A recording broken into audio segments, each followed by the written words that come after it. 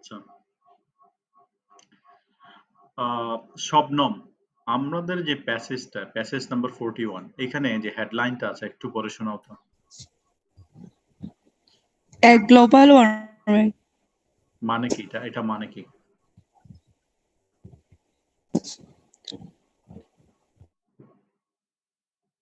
বৈশ্বিক জলবায়ু। বৈশ্বিক জলবায়ু, সরি, উষ্ণতা স্যার। বৈশ্বিক উষ্ণতা। আচ্ছা আচ্ছা, একটু মিতু বলো তো, মিতু এটা অর্থ জি। কি? Mitu global warming, climate change, জলবায়ু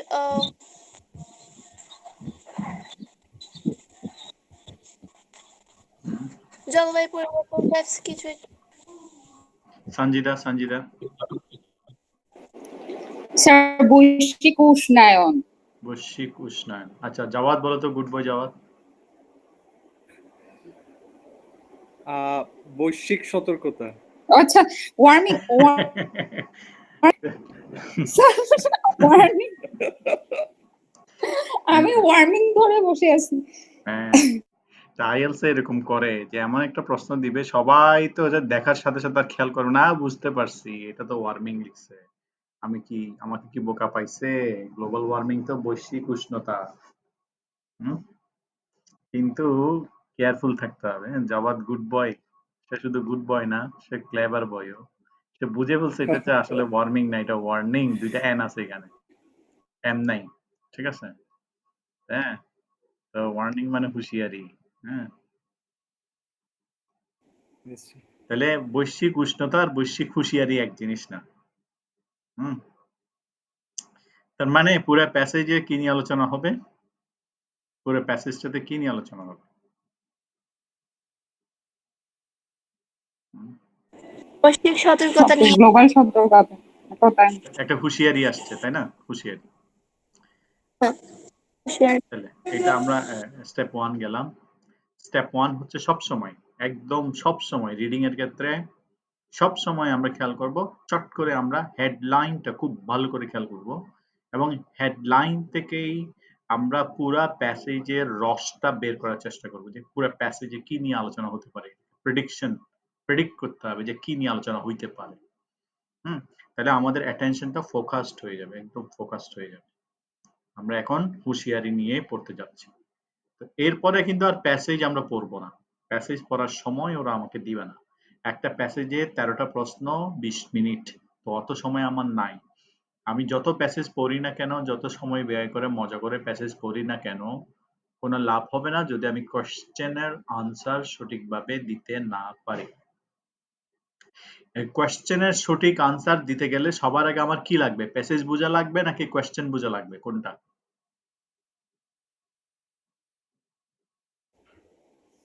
কোয়েশ্চেন বোঝা লাগবে স্যার। হ্যাঁ, এটা কিন্তু একটা কমন মিস্টেক। এখন আমরা ইংলিশেও করি, ম্যাথসেও করি। ম্যাথের মধ্যে আমরা দেখি যে মানে অনেক সময় ছোটবেলা আমার কাছে এখনো মনে আছে, পিতা পুত্রের অঙ্কগুলো, তারপর বানরের উঠানামার অঙ্কগুলো, এগুলো একদম মুখস্থ ছিল। তো পরীক্ষার হলে যখনই দেখছিলাম পিতা পুত্রের অঙ্ক, যখনই দেখলাম যে মানে বানরের উঠানামার অঙ্ক, ওইটা প্রশ্ন আর করি নাই, উত্তর লিখে ফেলছি। কারণ ওইটা এত বেশি করছিলাম, ওইটা ফিগার-টিগার সব মুখস্থ। পরে দেখি যে স্যার এখানে কোয়েশ্চেনের মধ্যে যেটা মানে বইয়ের মধ্যে টেক্সট বইয়ে যে কোয়েশ্চেনটা ছিল, সেই কোয়েশ্চেনের ফিগারটা ওরা চেঞ্জ করে দিছে। শেষে গিয়ে দেখা যায় যে আমার একটা উত্তর কোয়েশ্চেনের উত্তরের সাথে মানে কোয়েশ্চেনে যেটা দিছে সেটার সাথে আমার আনসারের মিল নাই। এই জন্য ভেরি ভেরি ইম্পর্টেন্ট হচ্ছে কি প্রশ্নটা বোঝা। আর খেয়াল করতে হবে এটা একটা ইন্টারন্যাশনাল টেস্ট, এখানে সস্তা কিছু দিবে না। এরা একটু ঘুরাতে চেষ্টা করবে, যেমন এখানে ওয়ার্মিং এর জায়গায় ওয়ার্নিং দিয়ে দিল, এরকম অনেক দিবে। এবং উত্তরের ক্ষেত্রেও কোয়েশ্চেনের ক্ষেত্রে এরকম থাকবে। আমরা আরো জানবো, এটা আমরা অনেকগুলো প্যাসেজে দেখেছি এটা। তো আমাকে সেকেন্ড স্টেপে চলে যেতে হবে। সেকেন্ড স্টেপটা হচ্ছে আমার কোয়েশ্চেন ইনস্ট্রাকশন। একটু রাকিব বলো তো, কোয়েশ্চেন ইনস্ট্রাকশন থেকে আমরা কয়টা জিনিস বের করার চেষ্টা করি?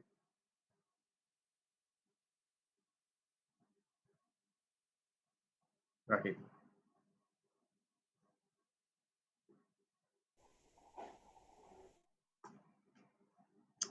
কোয়েশ্চেন ইনস্ট্রাকশন থেকে আমরা কয়টা জিনিস বের করার চেষ্টা করি? রাকিব শুনতেছো? জি স্যার। মনে আছে কয়টা জিনিস বের করি আমরা ইনস্ট্রাকশন থেকে?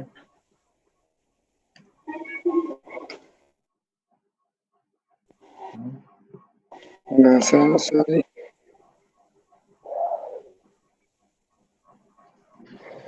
আচ্ছা, তারেক বলতে পারবে? তারেক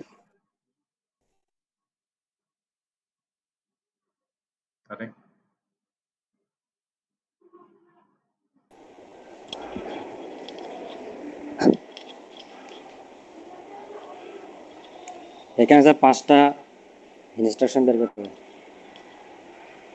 এই কোয়েশ্চেন ইনস্ট্রাকশন থেকে কি কি বের করার চেষ্টা করি? কি কি বোঝার চেষ্টা করি কোয়েশ্চেন ইনস্ট্রাকশন থেকে? এখানে স্যার প্রথমে স্যার আনসারটা স্যার কত ওয়ার্ডের হবে, এটা কি অ্যাটলিস্ট কয়টা প্রশ্ন? স্যার ওয়ান সবার ওয়ার্ড আগে আমরা নাকি? বের করি কয়টা প্রশ্ন। খুব ভালো করে মন করে, এটা যেন বলতে না হয়, ব্লাডের সাথে মিশে যেতে হবে।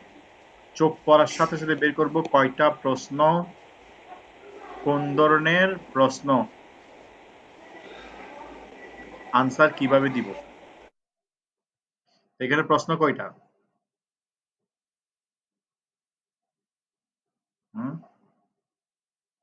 প্রশ্ন 1 to 10, 10টা প্রশ্ন। কোন ধরনের প্রশ্ন? এটা হচ্ছে হেডিং ম্যাচিং। Heading matching. উত্তর কিভাবে দিতে হবে? এই যে রোমান হরফগুলোতে উত্তর দিতে হবে, যে লেখা আছে choose the most suitable heading 1 to 13 for each paragraph from the list of the heading below. Rakib, একটু বলো তো তাহলে আমি কি শিখাইলাম? এটা বারবার ভুল হচ্ছে। কি ইনস্ট্রাকশনে কি কি বের করতে কোয়েশ্চেন কোয়েশ্চেন হবে? কয়টা প্রশ্ন থাকে, কোন ধরনের প্রশ্ন থাকে, আর কিভাবে উত্তর দেব। কিভাবে উত্তরটা দিতে হবে। তাহলে সেকেন্ড স্টেপ গেল। তো হেডিং ম্যাচিং কোয়েশ্চেন যখন হয়, রোমান তাহলে আমরা একটা একটা প্রথম দেখলাম হচ্ছে স্কিমিং আইডিয়াটা নিলাম, এটা হুঁশিয়ারি, বৈশ্বিক হুঁশিয়ারি। এরপর দেখলাম কোয়েশ্চেন ইনস্ট্রাকশন, যে 10টা প্রশ্ন আছে বৈশ্বিক হুঁশিয়ারির উপর, এগুলো সবগুলো হচ্ছে প্যারাগ্রাফ হেডিং ম্যাচিং, মানে প্যারাগ্রাফের সাথে শিরোনামের মিল বের করতে হবে। 3 নম্বর স্টেপটা কি? 3 নম্বর স্টেপটা কি একটু অর্পিতা বলো, Arpita. Sir analyse questions. Yes, analyse questions. এই অ্যানালিসিসটা আমরা গত ক্লাসে যেটা প্যারাগ্রাফ ম্যাচিং করেছি, আজকে যেমন হেডিং ম্যাচিং করেছি, এই দুইটা ম্যাচিং এর ক্ষেত্রে, আর এটা হচ্ছে name matching. Heading matching, paragraph matching, name matching. কি কি বললাম? Heading matching, paragraph matching, name matching. আবার বলি কি কি? হেডিং ম্যাচিং, প্যারাগ্রাফ ম্যাচিং আর নেম ম্যাচিং। এই তিনটা নেম টাইপ ম্যাচিং। কোয়েশ্চেনের ক্ষেত্রে আমাদেরকে কোনো কোয়েশ্চেন অ্যানালিসিস করার প্রয়োজন পড়বে না। ঠিক আছে? আমরা কোয়েশ্চেনে আর কোনো কিছু দেখবো না, কোনো কিছু পড়বো না, বোঝার চেষ্টা করবো না। যেরকম আমরা এমসিকিউতে টেবল কোয়েশ্চেনে, ট্রু ফলস নট গিভেন কোয়েশ্চেনে কোয়েশ্চেনটা ভেঙে ভেঙে পড়ি, বুঝি যে কোয়েশ্চেনে কি চাচ্ছে। এখানে আমাদের হেডিং ম্যাচিং, প্যারাগ্রাফ ম্যাচিং এবং নেম ম্যাচিং এ কোয়েশ্চেন কোনো অ্যানালিসিস করতে হবে না। হ্যাঁ, তো এখানে আমাদের কাজ কিসের সাথে? আমাদের এখানে কাজ হচ্ছে প্যারাগ্রাফের সাথে। কার সাথে?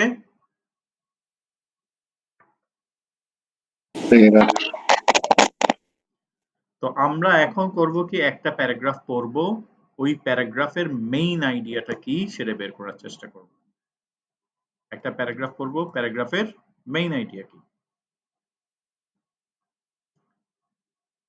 তো সবাই একটু মনে মনে পড়ি, আর লাউডলি পড়বে সঞ্জিদা। সঞ্জিদা এই এখানে প্রতিটা সেন্টেন্স পড়ে এর মিনিংটা বলবে, তারপর সবার শেষে এটার মেইন আইডিয়াটা আমাকে বলবে। তো বল।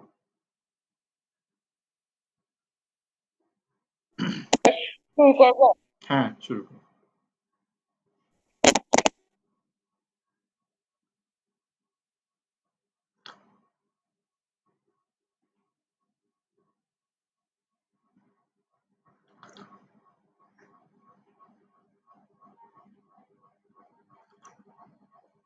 লাউডলি পড়ো।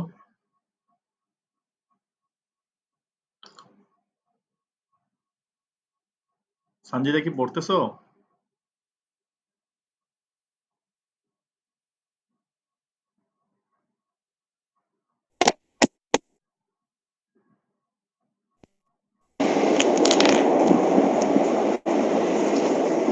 স্যার শোনা যাচ্ছে না? এখন শুনতেছি, এর আগে শুনি না কিছু। Sir 1 minute.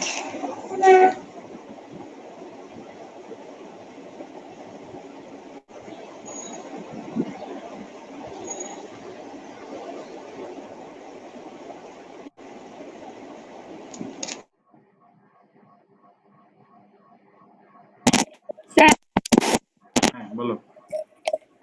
স্যার এখন শোনা যাচ্ছে? হ্যাঁ শোনা যাচ্ছে, বলো।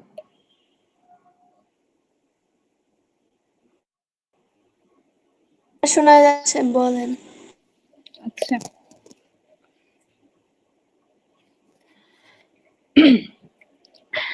The Stern Review report on the economics of climate change, published in 2006, the same year as Al Gore's highly acclaimed film and book, An Inconvenient Truth, made it clear that governments need to take the issue of global warming very seriously indeed. The Stern Review examined the issue of climate change from an economic perspective, এটা looking পরে at what it ওকে ওকে, একটা sentence পড়ার পরে কি বলতে চাচ্ছে একটু বলে দিতে হবে। হ্যাঁ ও আচ্ছা আচ্ছা তাহলে ফার্স্ট সেন্টেন্সে বলছে দ্য ইকোনমিক্স অফ ক্লাইমেট চেঞ্জের রিভিউ রিপোর্টটা বলছে যেটা 2006 এ পাবলিশড হয়েছিল, এবং ওই ইয়ারে আল গোরের একটা ফিল্ম এন্ড বুক বের হয়েছিল যেটার নাম হচ্ছে অ্যান ইনকনভিনিয়েন্ট ট্রুথ। স্যার এটা কি অসুবিধাজনক সত্যি এরকম কিছু? সো ওই দুইটা জিনিস এটা ক্লিয়ার করছে, মেড ইট ক্লিয়ার দ্যাট সরকার থেকে government need to take the issue global warming very seriously indeed. সরকার থেকে বাস্তবিকভাবে গ্লোবাল ওয়ার্মিং কে অনেক সিরিয়াসলি নিতে হবে। সে দুইটা ইকোনমিক্স ক্লাইমেট চেঞ্জের রিপোর্ট আর আল গোরের বুকের ফিল্ম থেকে এটা ক্লিয়ার হয়েছে যে গভর্নমেন্ট থেকে গ্লোবাল ওয়ার্মিং এর ব্যাপারে আরো বেশি সিরিয়াস হতে হবে। এখানে গ্লোবাল ওয়ার্মিং নাকি ওয়ার্নিং কোনটা? স্যার আপনার কথা আমি শুনতেছি না। আপনার মিউট করা। আচ্ছা, আমাকে গ্লোবাল ওয়ার্মিং এর কথা বলতেছে নাকি গ্লোবাল ওয়ার্নিং কোনটা? সতর্কতা নাকি হুঁশিয়ারি? ওয়ার্মিং এর কথা। এটা কি হুঁশিয়ারি নাকি উষ্ণতা? উষ্ণতা। হ্যাঁ, ভেরি গুড।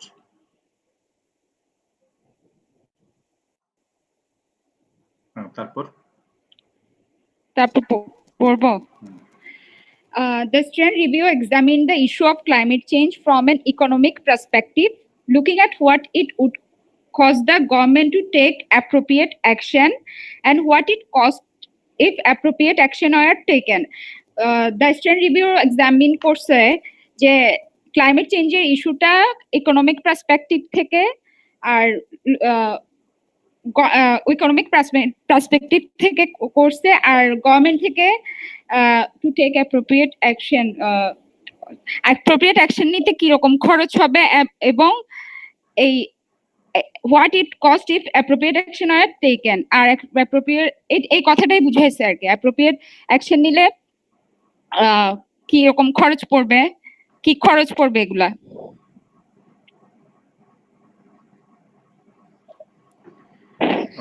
স্যার এখানে নেক্সট।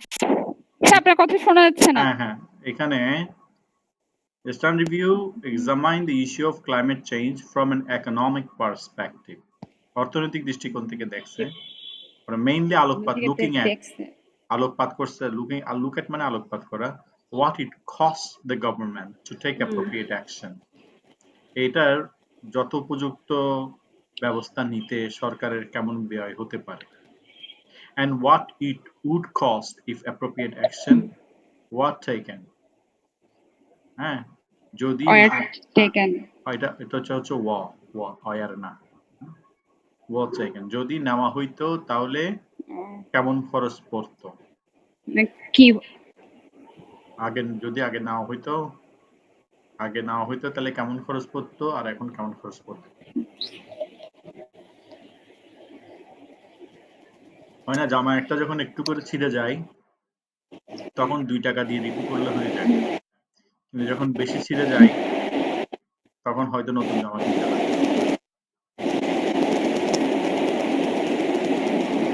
তারপর তারপরে the report also highlighted a number of catastrophes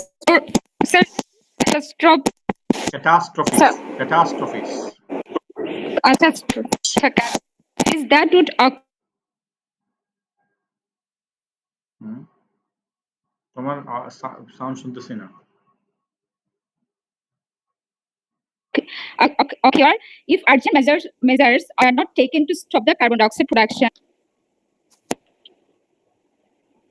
Sir, catastrophes of কি জানি? Hello. নেট কি আমার সমস্যা না তোমার সমস্যা বুঝতেছি না, ক্লিয়ারলি শোনা যাচ্ছে না, কেটে কেটে আসতেছে কথা। সবাই কি ক্লিয়ারলি শুনতেছো নাকি শুধু আমাকে? ওনার সমস্যা আমার ঠিক আছে, তো ওনার গুলো আসতেছে ওটা দূরে আছে।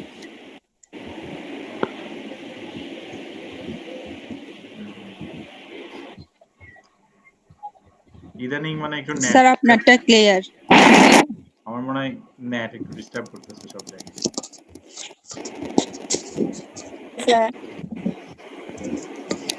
সঞ্জিতা একটু আবার ট্রাই করো তো, একটা বলো, মিনিংটা বলার চেষ্টা করো তো।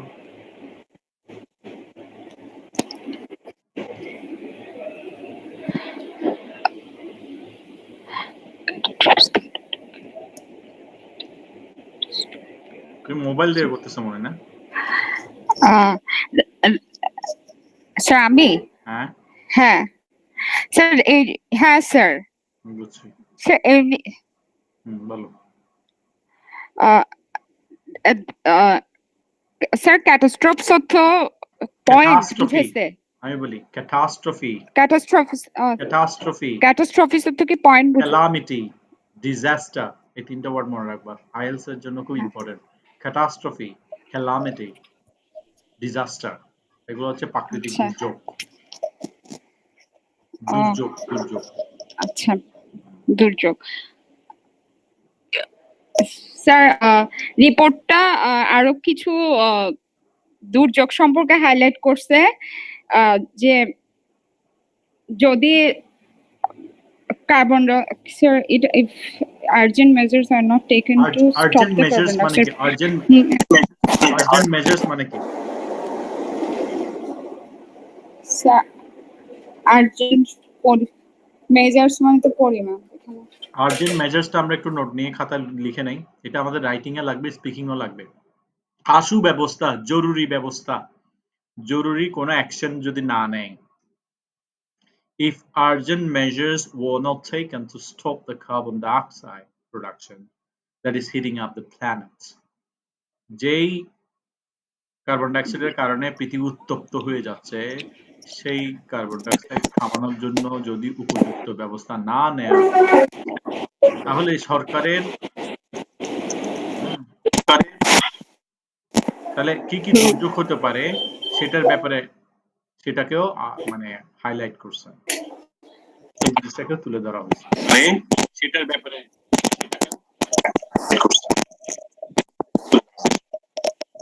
তারপর The report indicates that in last 200 years, average temperatures on the planet have increased by less than 1 degree Celsius. However, if we do not control the rising carbon dioxide, একটা জিনিস আমি বলি, যখন আমরা পরীক্ষার হলে এরকম প্যাসেজ ডিল করব, যখনই কোনো ফিগার পাবো, figure indicates that in the last 200 years, এভাবে আমরা গোলা করব, average temperature on the planet have increased by less than 1 degree Celsius. এটা কিন্তু ওয়ানটা ওরা ফিগারটা ওয়ার্ড দিয়ে লিখছে, এটা আমরা মার্ক করব। However, If we do not control the rising carbon dioxide levels over the next 100 years, a rise of up to 5 degrees Celsius can be expected. তাহলে বিগত 200 বছরে বাড়ছে কত? 1 ডিগ্রির চেয়ে কম। কিন্তু এখন হিসাব করে দেখা যাচ্ছে যদি এখন আমরা আশু ব্যবস্থা না নেই তাহলে পরিস্থিতি এত ভয়াবহ হবে যে এটা আগামী 100 বছরের মধ্যে এটা হয়তো 5 ডিগ্রি বেড়ে যাবে, 5 ডিগ্রি সেলসিয়াস বেড়ে যাবে। তারপরের line, This will be an enormous impact on global economic growth and will cause many potentially disastrous changes, including the following. তাহলে আমরা কিছুক্ষণ আগে বললাম ক্যাটাস্ট্রফি, এখন সেটাকে সে কিভাবে বললো? ডিজাস্ট্রাস তাহলে ultimate Changes. Including the following. এখন চেঞ্জ গুলো কি সেগুলো পরে আসবে। তো আমি সঞ্জিতাকে দিয়ে এটা পড়ালাম, তো পরীক্ষার হলে তো আসলে আমি থাকবো না, আমি তো পরে বুঝাইতে পারবো না পরীক্ষার হলে, তো নিজেকেই পড়তে হবে। তো প্রথমত হচ্ছে আমাদের একটা পড়ার সময়, ইংরেজি পড়ার সময় একটা যে টেন্ডেন্সি থাকে সেটা হচ্ছে আমরা সেন্টেন্সের মিনিংটা না বুঝে সেন্টেন্সের যে আলাদা আলাদা শব্দগুলো আছে সেই শব্দগুলোর মিনিং গুলো বুঝি এবং নিজের মতো করে একটা মিনিং দাঁড় করি। গ্রামাটিক্যাল স্ট্রাকচারের কারণে যে মিনিংটা আসছে সেটা আমরা বুঝার চেষ্টা করি না। তো এখানে কিছু কিছু জিনিস রিড বিটুইন দ্য লাইন, মানে সেন্টেন্সের শুধু সেন্টেন্সের অর্থ বুঝলে হবে না, যে সেন্টেন্সের পিছনের অর্থ বুঝতে হবে। যেমন এইখানে একটা কথা বললো, it would cost government to take appropriate action and cost if appropriate action were taken. Majority student এটা কিন্তু বুঝতে পারে না, হ্যাঁ এমনি পড়ে চলে যায়, যখন ধরতে পারে না তখন সেটা স্কিপ করে চলে যায়।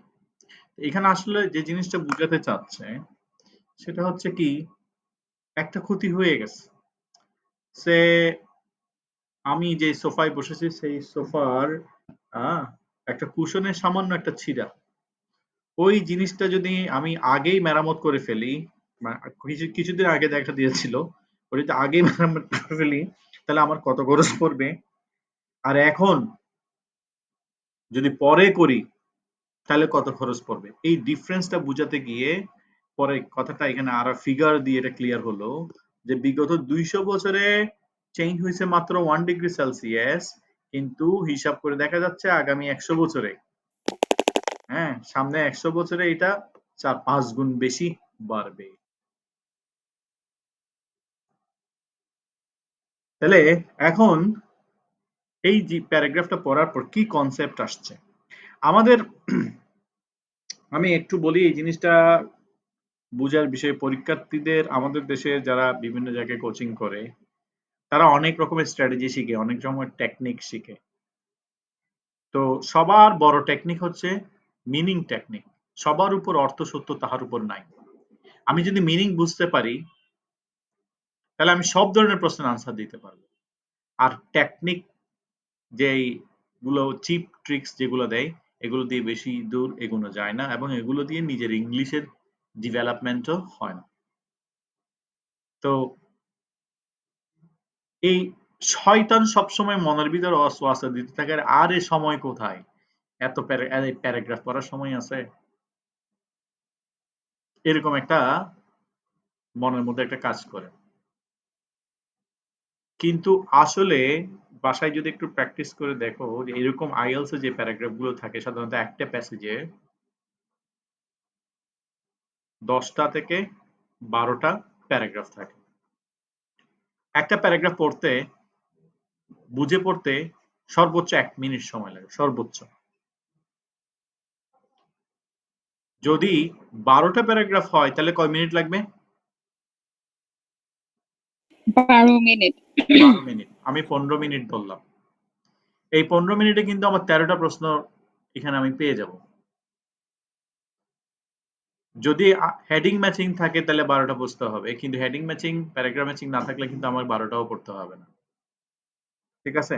আর বেশিরভাগ ক্ষেত্রেই যেমন এখানে 10টা প্রশ্ন আছে, 10টার জন্য হয়তো 10টা প্যারাগ্রাফ পড়তে হবে, এর চেয়ে বেশি পড়তে হবে না। So don't be tempted to skip reading. আর এই যে সঞ্জিতাকে দিয়ে পড়ানোর উদ্দেশ্য হচ্ছে আমাদের অনেকেরই রিডিং এর অভ্যাস নাই, মানে পড়তে পারে না অনেকে। যেমন আমি একটু চোখ ফেলার সাথে সাথে হয়তো দেখা যাবে আধা মিনিটে শেষ হয়ে গেছে, অনেকে দেখা যায় 3 মিনিটে শেষ হবে না।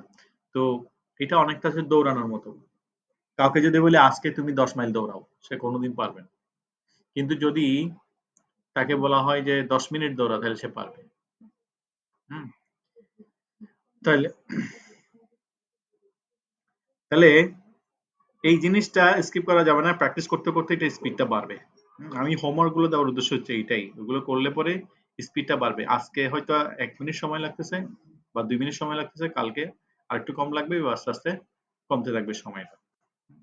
জোর করে আমি কখনো বাড়াইতে পারবো না। হোমওয়ার্ক অনেকগুলোতে প্রবলেম হচ্ছে, সলভ করতে পারতেছি না। যেগুলো সলভ করতে পারতেছো না এগুলো আমাকে ইন্ডিভিজুয়ালি বলবা, আমি লিংক পাঠাই দিব কিভাবে করতে হবে। তো তুমি যখন সলভ করতে যাবা তখনই তুমি প্রবলেম ফেস করবা, তখনই তুমি চ্যালেঞ্জ নিবা, তখনই তোমার ইমপ্রুভ হবে। The more challenges you face, the better you will be able to proceed. Sir আমি সব হোমওয়ার্ক করছি স্যার, আনসার। হ্যাঁ, তাহলে সবল হোমওয়ার্ক নিয়ে ঘরে বসে থাকলে হবে? আমাকে পাঠাইতে হবে, বলতে হবে, নক করতে হবে, স্যার আমি এটা করছি, এটা কি আচ্ছা স্যার। হ্যাঁ পাঠালে তাইলে আমি বুঝতে পারবো। এখন জি আমার কাছে স্যার। না দিলে তো আমি তো বলবো যে এরা তো সবাই ঘুমাচ্ছে, স্যারও অসুস্থ, স্টুডেন্টরা ঘুমাইতেছে। না স্যার। আচ্ছা, না স্যার। না আমি তোমাকে মিন করে বলতেছি না, এখানে জাওয়াদও আছে, গুড বয় জাওয়াদও আছে। আচ্ছা আচ্ছা, তাহলে এখন আমার হ্যাঁ, অর্পিতা কি বলতে চাচ্ছিলেন? স্যার আমার যে ট্রু ফলস যে হোমওয়ার্ক গুলো দিয়েছিলেন হুম হুম ওখানের মধ্যে স্যার আমি যে প্যাসেজ দিয়ে স্ক্যানিং করতে হয় স্যার এটা আমি খুঁজে পাচ্ছি না। আমি আপু থেকে হেল্প নিয়েছি, তারপরে আমি আসতে পারতেছি না। তো আমার আপনার হেল্পটা একটু প্রয়োজন হবে স্যার, অবশ্যই যদি একটু সদয় হতেন। অবশ্যই হেল্প করবো। আচ্ছা, আমরা এই জায়গায় আসি। আচ্ছা সঞ্জিতা, তাহলে এখন তো তুমি এটা প্যারাগ্রাফটা পড়লা, পরে অর্থ বুঝলা, সবগুলো মিলে কি অর্থ দাঁড়াইলো, কি বলতে চাচ্ছে, মেসেজ এই প্যারাগ্রাফে কি মেসেজ দিতে চাচ্ছে সবগুলো মিলাই এই স্যার প্যারাগ্রাফ? প্যারাগ্রাফ ওরা একটা স্যার, স্যার আমি না হেডিং থেকে ওখান থেকে আমার মাথায় আসছে ওরা মানে স্টাডি, ওই যে কি বলে ওটাকে। এরা এরা প্যারাগ্রাফের শুরুতে, স্যার শোনাচ্ছে? হ্যাঁ শোনা যাচ্ছে।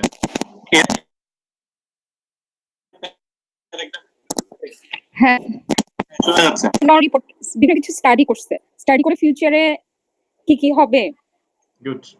তার মানে এইখানে একটা কি হইতে গবেষণা, পারে এগুলো নিয়ে এরা ওয়ার্ন এরা একটা করছে। একটা গবেষণা ভিত্তিক হুঁশিয়ারি দিচ্ছে, তাই না? হ্যাঁ যে আগে করে ফেললে ভালো হইতো, এখন হ্যাঁ আগামী জি 100 স্যার। বছর না করলে ঘটনা আরো খারাপ হবে। তাহলে একটা গবেষণামূলক হুঁশিয়ারি দিচ্ছে না, একটা জি sir. Based on statistics, based on analysis, based on হ্যাঁ স্টাডিজ। হ্যাঁ, ওরা বলতেছে the future is going to be very very alarming if proper measures are not taken. তো এখন ভেরি গুড, আমরা আসলে কনসেপ্টটা বুঝছি, এবার দেখি যে আসলে এই কনসেপ্টের সাথে আমরা মিলাইতে পারি কিনা। তো এইখানে এই যে অপশনস গুলো দেওয়া আছে, 13টা অপশনস, আর সবাই আমরা ওই যে টেলিগ্রাম মেসেজ, মানে টেলিগ্রাম ইয়াতে চ্যাট বক্সে, শুধু গ্রুপের মধ্যে সবাই অপশনসটা দেয় কোনটা হতে পারে, কোনটার সাথে মিলে।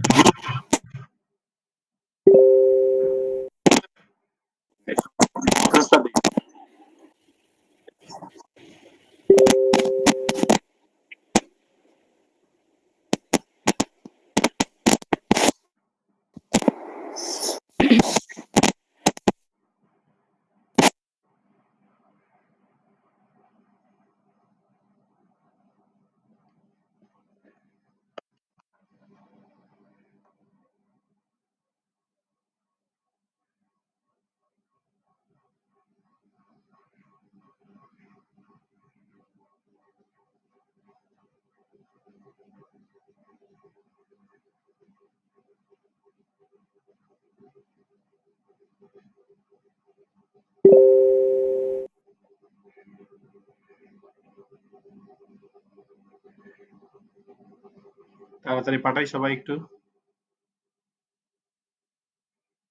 রাকিব পাঠাও।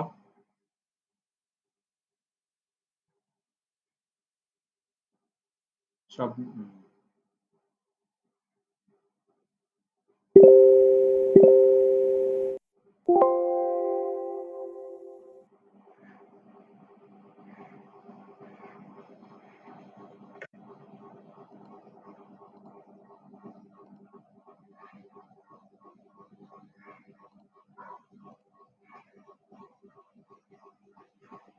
মাশাআল্লাহ, সবাই সবাই ভালো করছে, সবাই আনসারটা ধরতে পারছে। তাহলে দেখা যাচ্ছে কি আমি যখনই আমরা প্যাসেজের প্যারাগ্রাফের মেইন মেসেজটা বুঝতে পারবো তখনই আমার জন্য আনসারটা সহজ হয়ে যায়। তো এখন বি প্যারাগ্রাফটা একটু পড়বে হচ্ছে শবনম। শবনম বি প্যারাগ্রাফটা সানজিদা যেভাবে পড়ছে একটু পড়ে বুঝিয়ে দিতে হবে।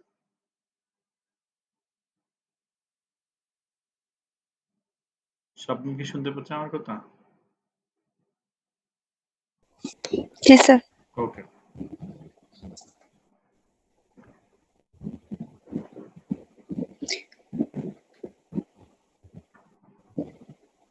স্যার মেল্টিং এর পর এটা কি লিখছে? গ্লেসারিয়াস?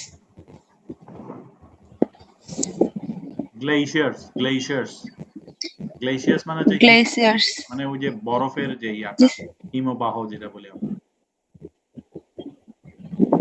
স্যার মেল্টিং গ্লেসিয়ার্স means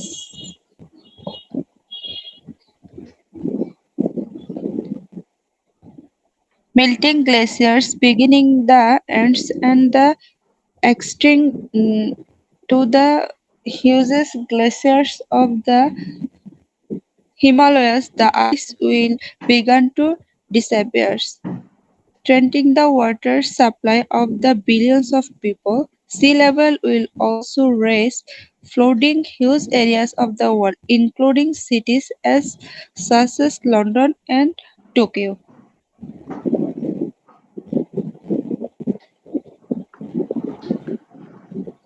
আমি বলেছিলাম যে যদ্দূর পারো যেভাবে পারো বুঝিয়ে দিতে সেন্টেন্সটা।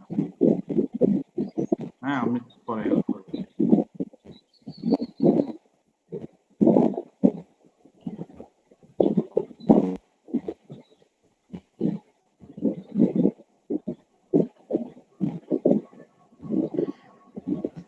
গ্লেশিয়ার্স, গ্লেশিয়ার্স মানে কি? গ্লেশিয়ার্স হিমবাহ। হিমবাহ। হিমবাহ। হিমবাহটা তো আমরা ইয়াতে পড়ছি।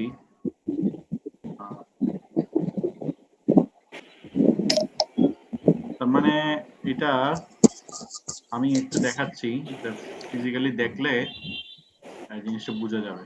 ঠিক আছে,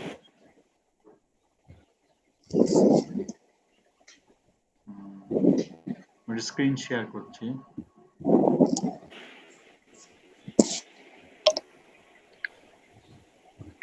দেখা যাচ্ছে?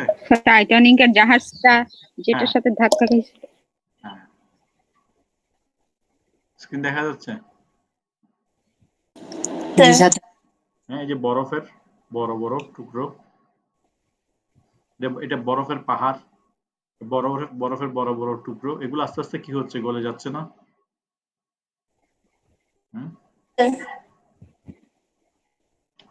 তো এটাই ওরা বলতেছে মেল্টিং গ্লেশিয়ার্স, মানে গলিত বরফ খণ্ড। এটা কোথায়? আন্দেজ। আন্দেজ। হ্যাঁ, and then extending to the Andes থেকে শুরু হয়ে সেটা কোথায় যাচ্ছে? হিমালয় পর্যন্ত।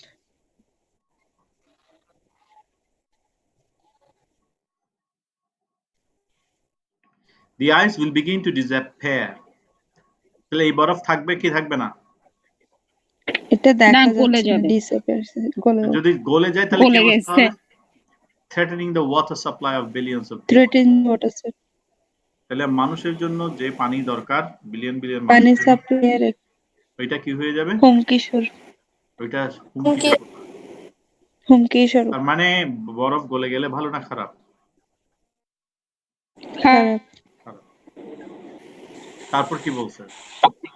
C level will also raise, সমুদ্রের একটা উচ্চতা হচ্ছে বেড়ে পানি, যাচ্ছে। একটা হচ্ছে পানির মানে সরবরাহ সমস্যা, আর একটা হচ্ছে সমুদ্রের পানির স্তর উপরের দিকে উঠে যাবে। তো উপরে উঠে যাচ্ছে। সমুদ্রের পানির স্তর উপরের দিকে উঠে গেলে কি ক্ষতি হবে? Flooding flooding hills areas of the world, মানে পৃথিবীর পৃথিবী বন্যায় প্লাবিত, পৃথিবীর বেশিরভাগ এরিয়া প্লাবিত হয়ে যাবে। ওই এরিয়াতে কি কি থাকবে? Including cities also London and Tokyo, এখানের মধ্যে লন্ডন এবং টোকিও থাকবে। সিটিজ মানে লন্ডন পৃথিবীর এবং টোকিওর সিটিজ গুলা থাকবে। পৃথিবীর বিশাল জায়গা, যেখানের মধ্যে লন্ডন আছে, টোকিও আছে, এরকম জায়গাগুলো পর্যন্ত পানির নিচে তলিয়ে যাবে। তো আমি আর বেশি কিছু বলবো না, সবারই মোটামুটি একটা ধারণা হয়েছে। এখন অপশনস গুলো দেখে আমাকে টেক্সট বক্সে জানাইতে হবে যে কোনটা হবে আনসার।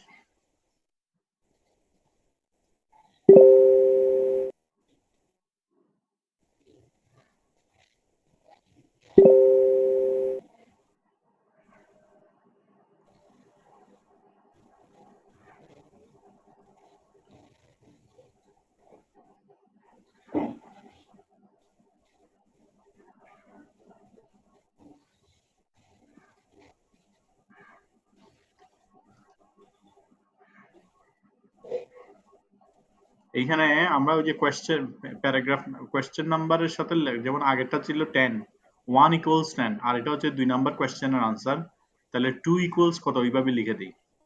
আর টেলিগ্রামে টেক্সট যেটা পাঠাইছি সেটা এডিট করা যায়, রাইট ক্লিক করলে এডিট অপশন আসবে, একটা প্যানের চিহ্ন আসবে, ওটা দিয়ে এডিট করে দেওয়া যাবে।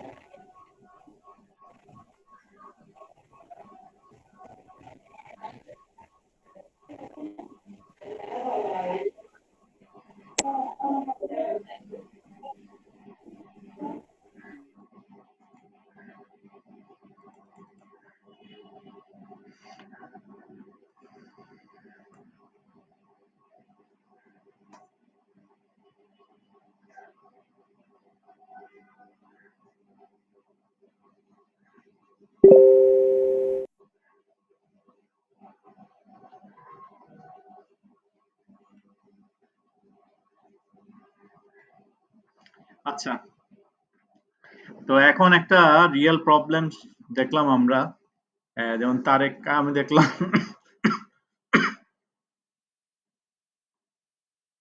আমার কথা শোনা যাচ্ছে? আমার কথা শোনা যাচ্ছে? মিউট ছিলাম, খেয়াল করো। মিউট রেখে কথা বলতেছি। আচ্ছা, আহ, এখানে একটা মজার জিনিস যেটা দেখলাম সেটা হচ্ছে আহ, তারেক প্রথমে দিছে 5, হ্যাঁ, আবার দিছে হচ্ছে 7। তো এখানে সবাই মোটামুটি 7টাই সিলেক্ট করছে। তো তারেকের মতো সিচুয়েশন সবার হতে পারে, যে মনে হতে পারে 7, মনে হতে পারে 5, হতে পারে না?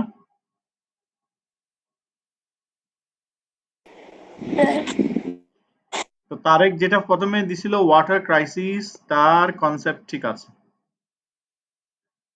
কেন কনসেপ্ট ঠিক আছে?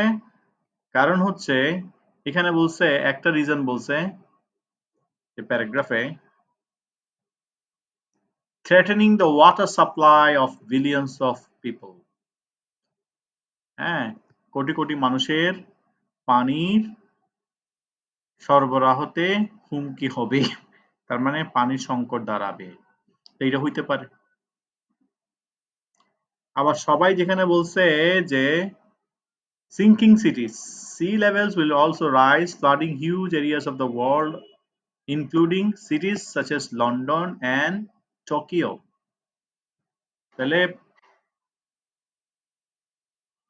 লন্ডন এবং টোকিও প্লাবিত হয়ে যাবে, মানে হচ্ছে লন্ডন এবং টোকিও পানির নিচে চলে যাবে, সিঙ্কিং সিটিস। তাহলে এইটাও ঠিক আছে, ঠিক আছে না? দুইটাই পাওয়া গেছে না? এরকম সিচুয়েশন যখন হবে পরীক্ষার হলে, আমি যেভাবে দাগিয়েছি, খুব ভালো করে খেয়াল করো, আমি যেভাবে দাগিয়েছি সার্কেল করে অ্যারো মার্ক দিয়ে দুই পাশেই, বইয়ের মধ্যে প্রথমে আমরা এইভাবে লিখব। একই জিনিস যখন খাতায় আসবে, 2 নাম্বার প্রশ্ন, মানে আনসার শিটটা এরকম থাকবে, একটা বক্স, এখানে আমরা 5ও পেলাম, 5ও পেলাম, 7ও পেলাম, দুইটা আমার কাছে মনে হচ্ছে দুইটাই আমরা প্রথম ধাপে লিখে ফেলবো, আনসার শিটে দুইটাই লিখে ফেলবো। কথা বুঝাইতে পারছি? পরে যখন আমার কাছে আর একটু পড়ার পরে যখন কনফিডেন্স আসবে যে না, এটা মনে হয় 5 হবে, 7 হবে না, অথবা এটা মনে হয় 7 হবে, 5 হবে না, তখন ইরেজার দিয়ে একটা মুছে ফেলবো। কিন্তু প্রথমে আমরা দুইটাই লিখে ফেলবো। আমি বুঝাইতে পারছি ব্যাপারটা?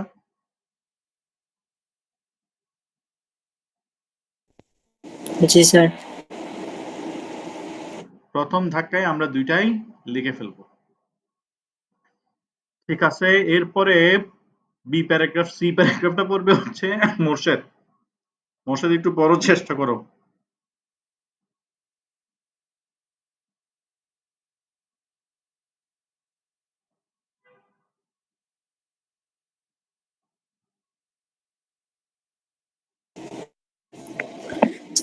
Melting ice sheet not only will glaciers melt, but as the planet warm up, the the hung huge the huge and entire ice sheet and the floating sea ice of the erecting will begin to melt. Arctic, of the Arctic, Arctic result, resulting in constript catastrophic, resulting in catastrophic, catastrophic recess in sea level. It is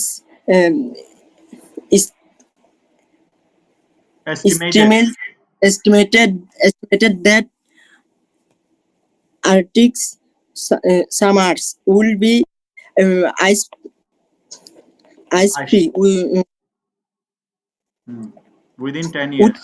within 10 years, and the land landscapes of the Antarctic will change boil Beyond by 2015. The visit isles the vast ice plains of Greenland, and also under threat.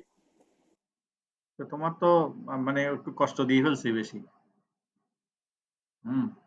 তো এই যে আমি যদি আমি নিজে পড়তাম তাহলে তো তোমার যে কি এরকম দুর্বলতা আছে এটা আমি কখনো বুঝতে পারতাম না। তো তোমার যেটা করতে হবে কি দৈনিক 2 ঘন্টা আওয়াজ করে করে পড়তে হবে তোমার গতি বাড়ানোর জন্য, পড়ার গতি বাড়ানোর জন্য। মানে এই গতিতে গেলে আইএলটিএস পরীক্ষা দিতে আরো সময় লাগবে। ঠিক আছে? তো এই জন্য বলছি যে একেকজনের গতি একেক রকম। প্র্যাকটিস করে সেটাকে বাড়াইতে হবে। তো এই যে মোর্শেদ আজকে এখানে আছে, 2 সপ্তাহ পরে সে কিন্তু এখানে থাকবে না। তার গতি আরো অনেক বেড়ে যাবে। হ্যাঁ? ওকে। তো একটু খেয়াল করি। এখানে বলছে মেল্টিং আইস শিট। আগে বলছিল আগে কি বলছিল যখন শবনম বলছে তখন পড়ছিল হচ্ছে এটা গ্লেশিয়ার্স। আর এখানে বলতেছে আইস শিট, বরফের যে স্তর পাত।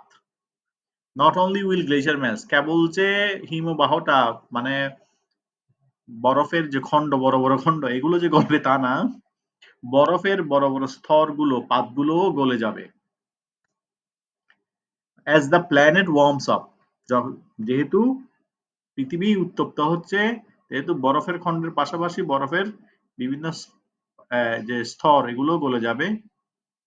The huge Antarctic ice sheet. এই যে অ্যান্টার্কটিক মানে কি? মোর্শেদ, অ্যান্টার্কটিক শব্দের অর্থ কি বলতো? মোর্শেদ? জি স্যার। অ্যান্টার্কটিক মানে জানো? না। উত্তর মেরু নাম শুনছো? জি দক্ষিণ মেরু নাম শুনছি শুনছো? শুনছি। তাহলে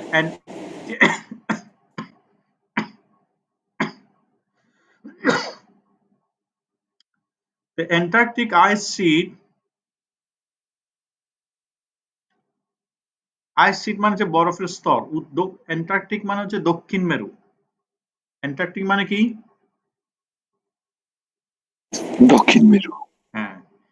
তো দক্ষিণ মেরুর যে আইস শিট, আমি একটু দেখাচ্ছি। স্ক্রিন দেখা যাচ্ছে? জি স্যার। এই যে স্তরটা, পাহাড়, তো পাহাড়ের নিচে যে একদম নিচে যে সমতল ভূমি যেটা বরফের স্তর দেখা যাচ্ছে না? বরফের স্তর, জি এটা আছে আইস শিট, এটাও গলবে।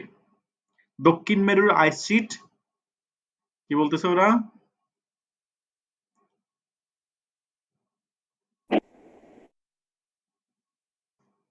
শুধু যে বরফের খন্ড গলবে তা না, মানে হিমালয়ের আন্দেজের বরফের খন্ড গলবে তা না, দক্ষিণ মেরুর আইস শিটও কি হবে? The huge Antarctic ice sheet and the floating sea ice, এবং ভাসমান যে সাগর অফ দ্য আর্কটিক। আর্কটিক মানে কি? আর্কটিক, আর্কটিক শব্দের অর্থ কি? অ্যান্টার্কটিক মানে হচ্ছে দক্ষিণ মেরু আর আর্কটিক মানে হচ্ছে উত্তর মেরু। উত্তর মেরুর বরফের ভাসমান সাগরটাও গলে যাবে। তাহলে উত্তর মেরুর বরফ এবং দক্ষিণ মেরুর বরফ, দুই বরফটাই কি হয়ে যাবে? দুইটা বরফই নরশেদ কিভাবে বলতেছে? বাড়বে না গলে যাবে? গলে যাবে। গলে যাবে। রেজাল্টিং ইন, তার মানে which will result in. Result in মানে সৃষ্টি করা, যেটার কারণে সৃষ্টি হবে ক্যাটাস্ট্রফিক রাইজেস, ভয়াবহ দুর্যোগের মতো দুর্যোগময় বৃদ্ধি ইন সি লেভেলস। এমন ভাবে বাড়বে যে এটা তো অনেক বড় ধরনের দুর্যোগ হবে। কি বাড়বে? বরফ গলে যাওয়াতে কি বাড়বে? সাগরের স্তর বেড়ে যাবে। তাহলে আমরা এতটুকু জানলাম যে লেখক বলতেছে ভবিষ্যতে কি হবে, শুধু বরফ গ্লেশিয়ার কমবে নাকি উত্তর মেরু দক্ষিণ মেরুর বরফও গলে যাবে? মোর্শেদ? উত্তর মেরু দক্ষিণ মেরুর বরফ গলে যাবে। এবার একটা বলতেছে ইট ইজ এস্টিমেটেড দ্যাট, হিসাব করে দেখা গেছে যে, তার মানে এটা গবেষণার কথাবার্তা, নিজস্ব মতামত না। Arctic summers will be ice free within 10 years. আগামী 10 বছরে যে উত্তর মেরুতে যে সামারে যেটা থাকে, সামারে বরফ থাকে, সেই বরফটা আর থাকবে না। And the landscapes of the Antarctic আর দক্ষিণ মেরুর যে হ্যাঁ ল্যান্ডস্কেপ মানে ভূমি প্রান্তর, হ্যাঁ দক্ষিণ মেরুর ভূমিগুলো এমন ভাবে বদলাবে 2050 সালের মধ্যে যে আমরা ওই জায়গায় গেলে আর চিনবো না। তার মানে সোজা কথা উত্তর মেরুও বদলে যাবে, দক্ষিণ মেরুও বদলে যাবে। গ্রিনল্যান্ডও বরফের জায়গা, এইটাও কিন্তু থ্রেটের মুখে আছে। তো আমি প্যারাগ্রাফে কি বলা হয়েছে এটা আমরা একটা বুঝতে পারছি। এখন অপশনের সাথে মিলাইয়ে আমরা আনসার গুলো চ্যাট বক্সে পাঠাই, আগেরটা যেভাবে পাঠিয়েছি।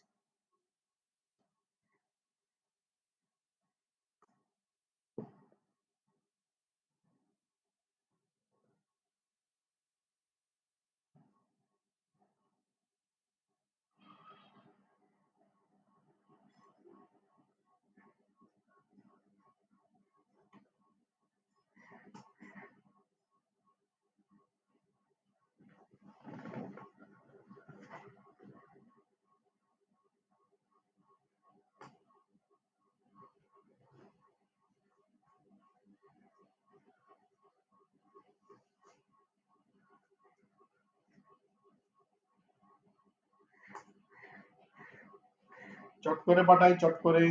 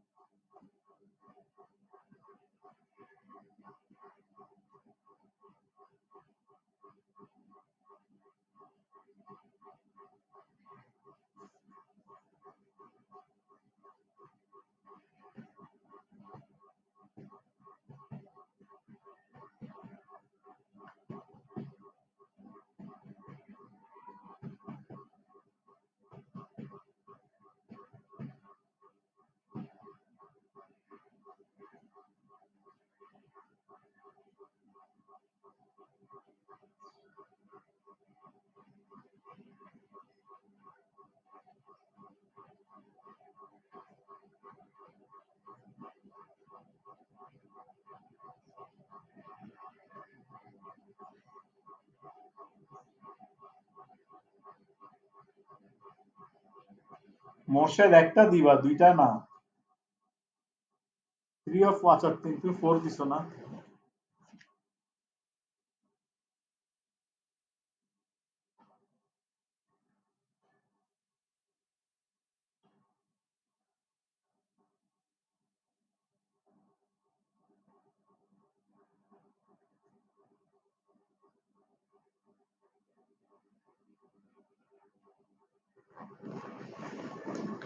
আচ্ছা, তো আমরা অনেকেই পাঠাইছি যে সবাই বেশিরভাগ ক্ষেত্রে যেটা দেখলাম সেটা হচ্ছে এক্সট্রিম ওয়েদার।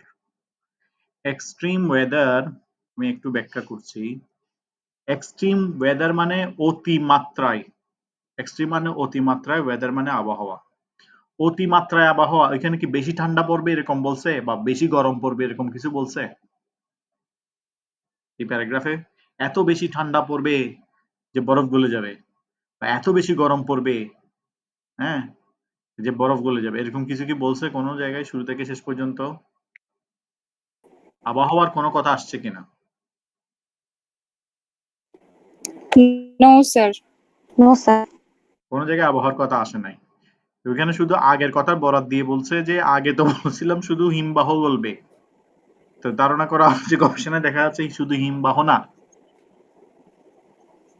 বরফের যে পাত উত্তর মেরু, দক্ষিণ মেরু, গ্রিনল্যান্ডে যা আছে সব বরফ গলে যাবে, এমন ভাবে গলবে যে আগামী 10 বছরে উত্তর মেরুর সামার একটা অন্যরকম হয়ে যাবে, আর দক্ষিণ মেরু 2050 সালের মধ্যে ধারণাতীত ভাবে বদলাবে।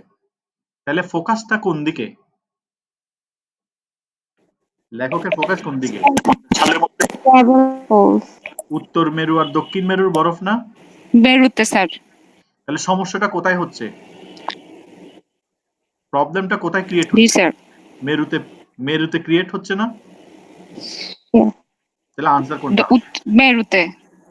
তাহলে জি স্যার। মেরুর কথাটা কোথায় লেখা আছে? তো যারা আর্কটিক এবং স্যার নাই। অ্যান্টার্কটিক এই দুইটা ওয়ার্ডের অর্থ জানে না তারা এই প্রশ্নের উত্তর দিতে পারবে না। উত্তর মেরু, দক্ষিণ হ্যাঁ মেরু, স্যার। এই মেরু কথাটা আছে এখানে। পোলস মানে মেরু। মেরু। তাহলে এটার আনসার কি হবে? সি। 9।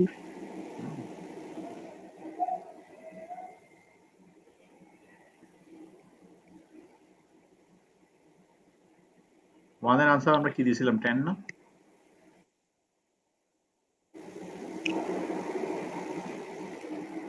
জাওয়াত পড়ো ডি প্যারাগ্রাফটা, জাওয়াত পরে বুঝাই দিবা।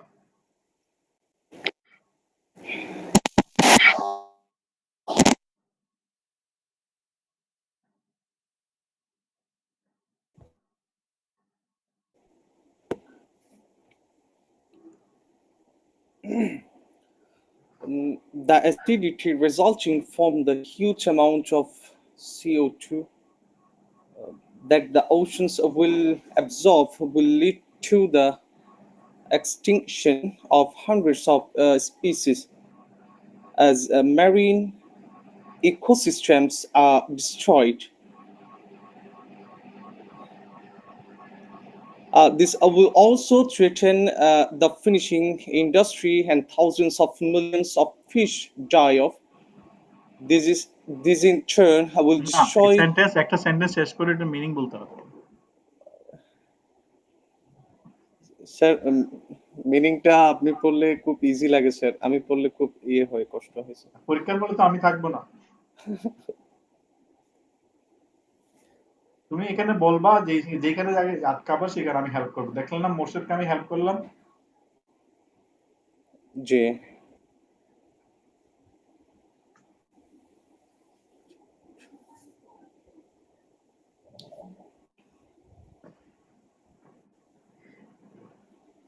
কোন জায়গায় আটকাচ্ছ তুমি বলো। স্যার শুরু থেকেই তো আটকালাম। কেন আমি যা শিখেছি সব ভুলে গেছো? না, একদমই না। এখানে প্রথম যে সেমিকোলন পর্যন্ত এখানে মেইন ভার্ব কোনটা?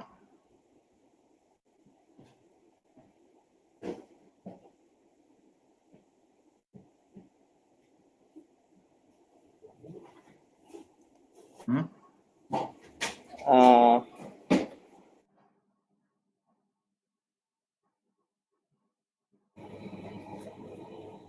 আচ্ছা ক্লজ কয়টা বলো, প্রথম সেমিকোলন পর্যন্ত ক্লজ কয়টা বলো। The acidity resulting from the heating of the oceans.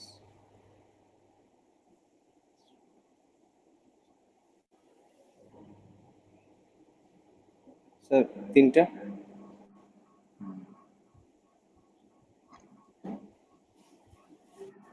এখানে একটা ক্লজ,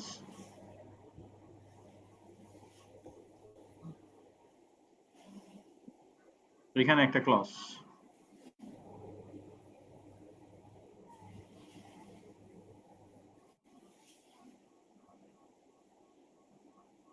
আর এটা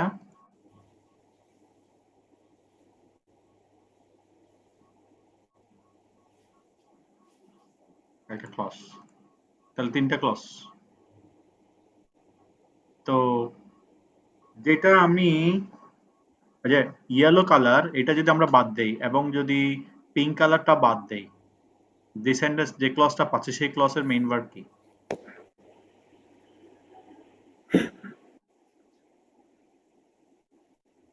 অ্যামাউন্ট।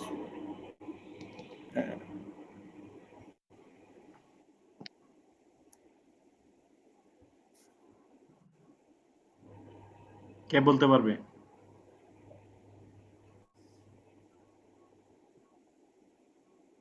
সঞ্জিদা? তারিক? রেজাল্ট। না, রেজাল্ট না। স্যার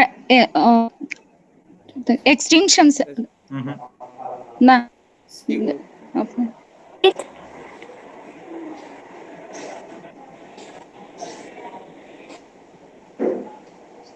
অর্পিতা?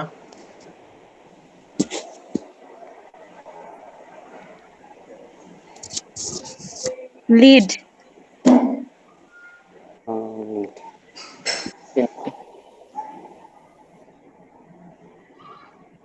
সাবজেক্ট ভার্ব বাকি সবগুলো ফেলে দিলাম। দি অ্যাসিডিটি উইল লিড টু, অর্থাৎ অম্লত্বটা করে ফেলবে। লিড টু মানে কোন একটা কিছু বদলে দেওয়া, করে ফেলা। অম্লত্বটা করে ফেলবে, কি করে ফেলবে? এক্সটিংশন, বিলুপ্ত। অম্লত্বটা বিলুপ্ত করে দিবে কাকে? 100 of species, শত শত প্রাণীকে বিলুপ্ত করে ফেলবে। শত শত প্রজাতির প্রাণীকে বিলুপ্ত করে ফেলবে অম্লত্ব। এদূর বুঝাইতে পারছি? জবাব? Yes, sir. তাহলে আমাদের টেকনিক ছিল ভার্ব বের করা, সাবজেক্ট বের করা, তারপর এই সাবজেক্ট থেকে আস্তে আস্তে মডিফায়ার গুলো দেখা। কোন অম্লত্ব?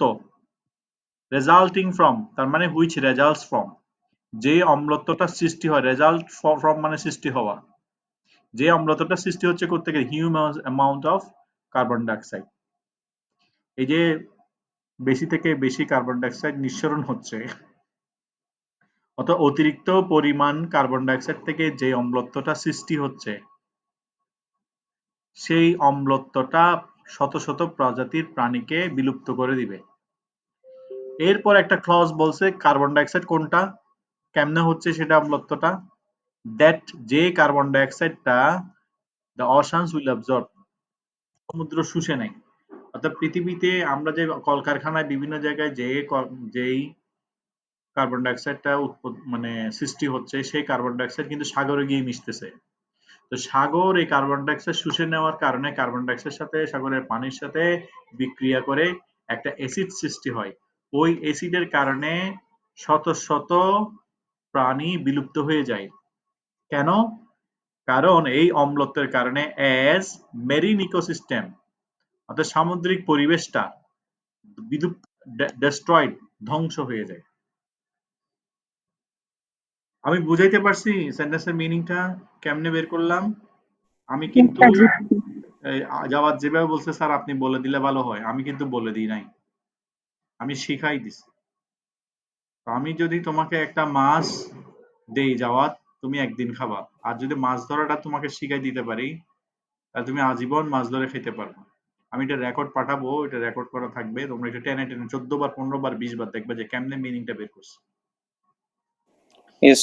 হ্যাঁ, এইবার কয়েকবার করলে পরে দেখবা যে এটা অটোমেটিক, আর আমার মতো করে করতে হবে না। এমনিতে আমি তোমাদের বোঝানোর সুবিধার্থে এইভাবে করে দিলাম। একবার যদি মগজে ঢুকে যায় তাহলে আর ওইটাকে মানে চিন্তা করতে হবে না, এটা অটোমেটিক হয়ে যাবে। তাহলে সোজা কথা যে অতিরিক্ত কার্বন ডাইঅক্সাইড সাগরে মিশে যে অম্লত্বটা সৃষ্টি করে, সে অম্লত্বটার কারণে শত শত রকম প্রজাতি বিলুপ্ত হয়ে যায়, যা মূলত হচ্ছে কি কারণে? সমুদ্রের পরিবেশ নষ্ট হওয়ার কারণে। তারপর লাইন পড়ো।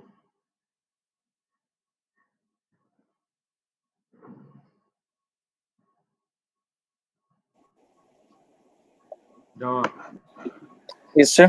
পড়ো।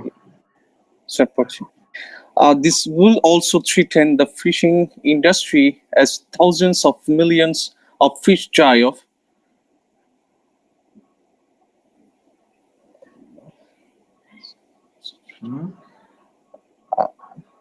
Sir, meaning বলবো নাকি? বলো। এখানে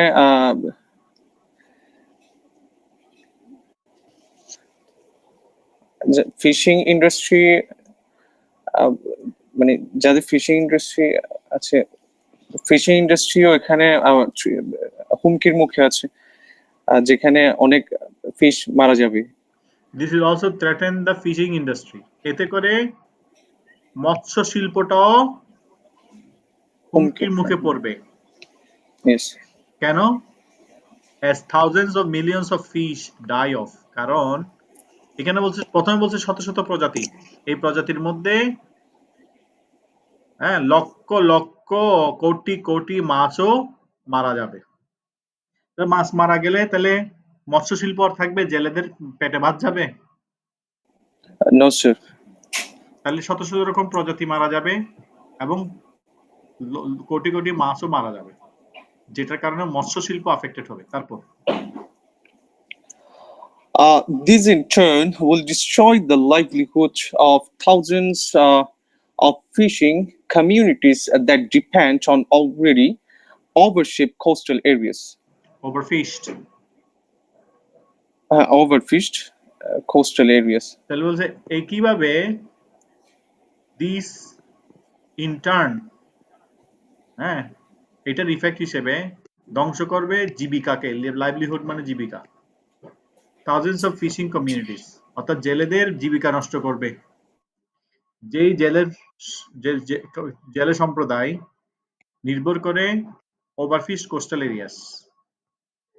ওভারফিশ কোস্টাল এরিয়াস মানে উপকূল, যেখান থেকে বেশি বেশি মাছ ধরা হয়, সেই উপকূলে যে সমস্ত জেলে সম্প্রদায় থাকে তাদের জীবিকাও হুমকির মুখে পড়বে। তাহলে পুরো প্যারাগ্রাফ কি বলতে চাচ্ছে? কার্বন ডাইঅক্সাইডের কারণে কি কি হুমকি হচ্ছে সেটাই তো বলতে চাচ্ছে, তাই না? তো চট Yes. করে আমাকে আনসারটা একটু বের করে পাঠাও।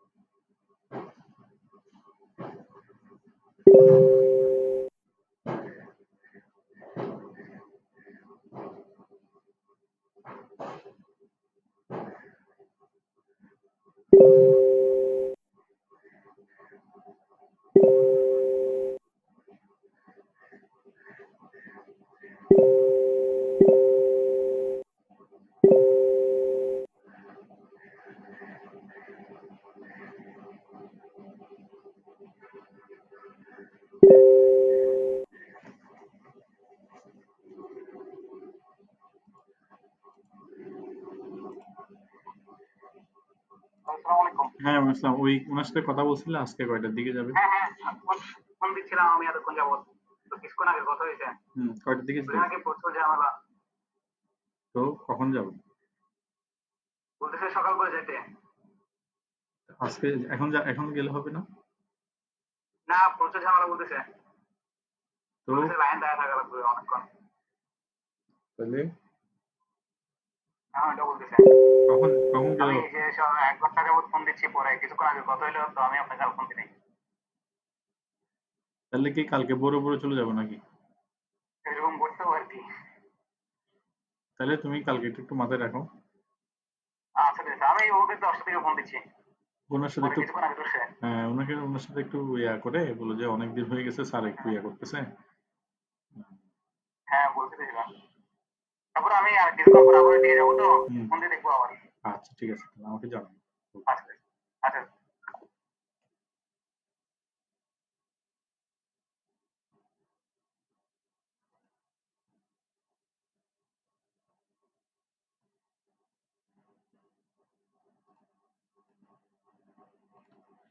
তাহলে এটা আমরা মোটামুটি সবাই বুঝতে পারছি, এটা আনসার হবে কত? 6 উইদাউট এনি ডাউট।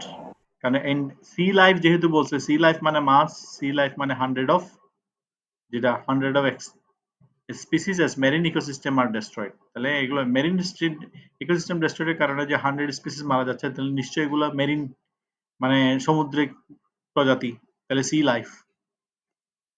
ঠিক আছে? আচ্ছা, ই প্যারাগ্রাফটা মিতু পড়ো, ই প্যারাগ্রাফ। Accompanying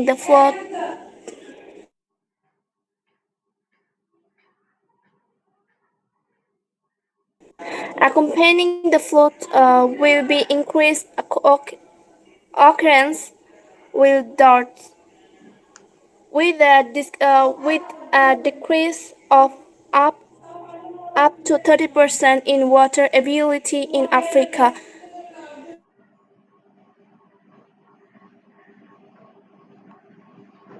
সেন্টেন্স শেষ হয়নি তো।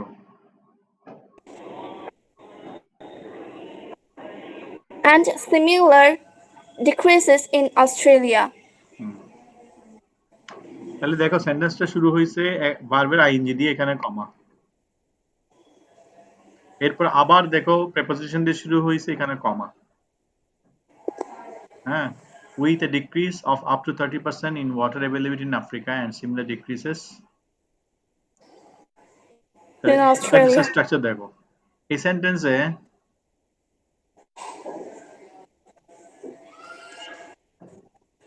ভার্ব পড়লে সাবজেক্ট কোনটা? Accompanying it হলো যে verb, the float subject. An increasing occurrence of droughts.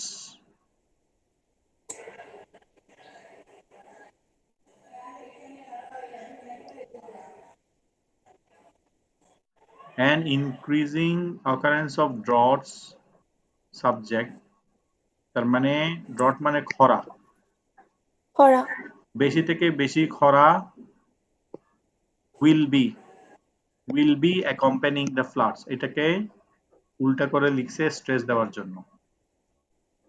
An increasing occurrence of droughts will be accompanying the floods, বন্যার সাথে সাথে খরাটাও ঘটবে। ফলে কি হবে? Decrease of up to 30% water availability, তার মানে পানি দুষ্প্রাপ্য হয়ে যাবে আফ্রিকা এবং অস্ট্রেলিয়াতে। অস্ট্রেলিয়া এবং আফ্রিকার মতো জায়গায় যেহেতু বন্যার সাথে সাথে খরাও সৃষ্টি হবে, সেজন্য পানি কমে যাবে, পানি সংকট দেখা দিবে। তারপর This will of course result in the crop failure and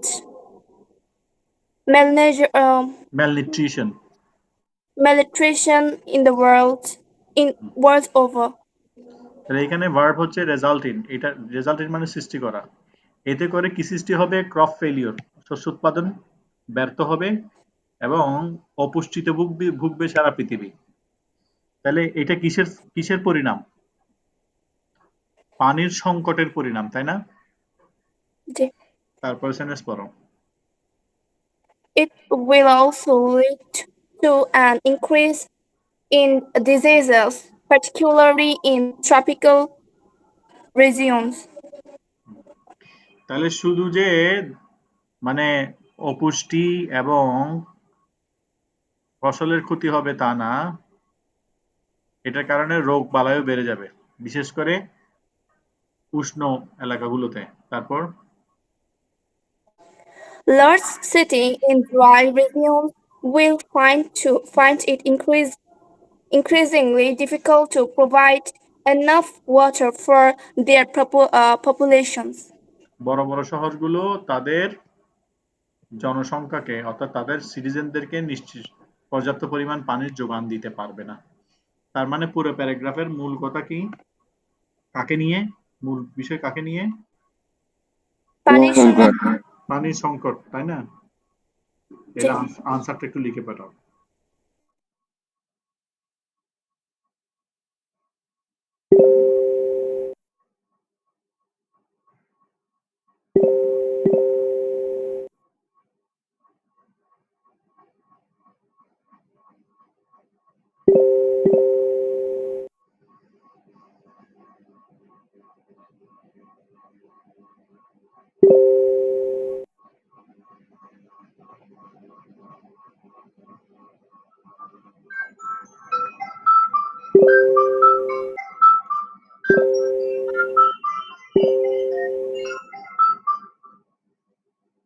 hello, ওয়ালাইকুম আসসালাম।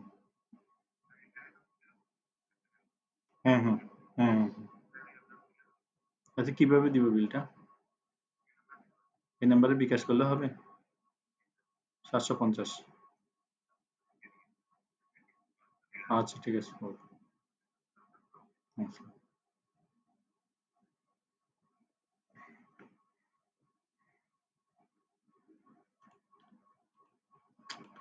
তাহলে দেখা যাচ্ছে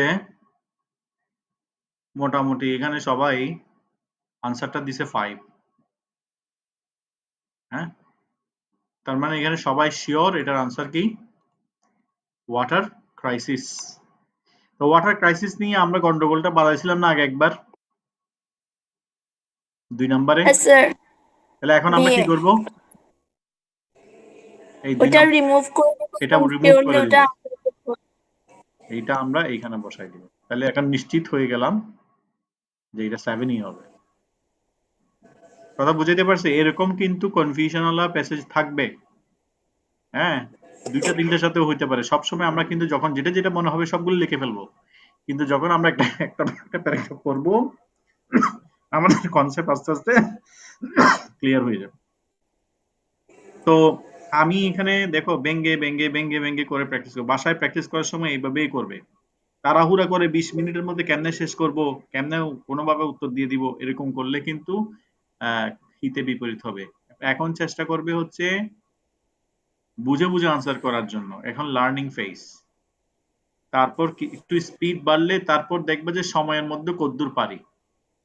এখন সময়ের মধ্যে যেটা পারি না, আমি হাঁটতেই জানি না, দৌড়ানোর চেষ্টা করলে তো হাত পা ভেঙে যাবে। কথা বুঝাইতে পারছি? Yes, sir. তাহলে এইখানে বাকিগুলো আমরা করে ফেলবো। আর হোমওয়ার্কটা হচ্ছে এখানে যে আমি ক্লাস সেশন নাম্বার 3 এখানে যেটা দেওয়া আছে, আমরা এখন কত নাম্বার করলাম? প্যাসেজ নাম্বার কত এটা? 41 না? 41 Yes, sir. 38, 39, 40 এই তিনটা প্যাসেজ করব। 38, 39, 40 এগুলা হোমওয়ার্ক থাকবে। আগে আমি যেটা করেছি, যেটা যেভাবে করলাম, এটা একটু আমি ইয়েটা পাঠাচ্ছি, রেকর্ডটা পাঠাচ্ছি। এটা আমরা এইভাবে করব, দেখবো যে আমি কিভাবে করলাম, তারপর বাকিগুলো করে আমাকে পাঠাবে, তারপর হোমওয়ার্ক গুলো করবে। এখানে 10টার মধ্যে আমরা 5টা করেছি, বাকি 5টা তোমরা নিজেরা এইভাবে করো সময় নিয়ে। তারপর আমাকে ইন্ডিভিজুয়ালি পাঠাও, ওকে হলে তারপর বাকিগুলো প্র্যাকটিস করো। ঠিক আছে, তাহলে আমরা আজকে ক্লাস এখানে শেষ করলাম। Best of luck. Okay, sir. আল্লাহ হাফেজ। Thank you so much, sir. আসসালামু আলাইকুম স্যার।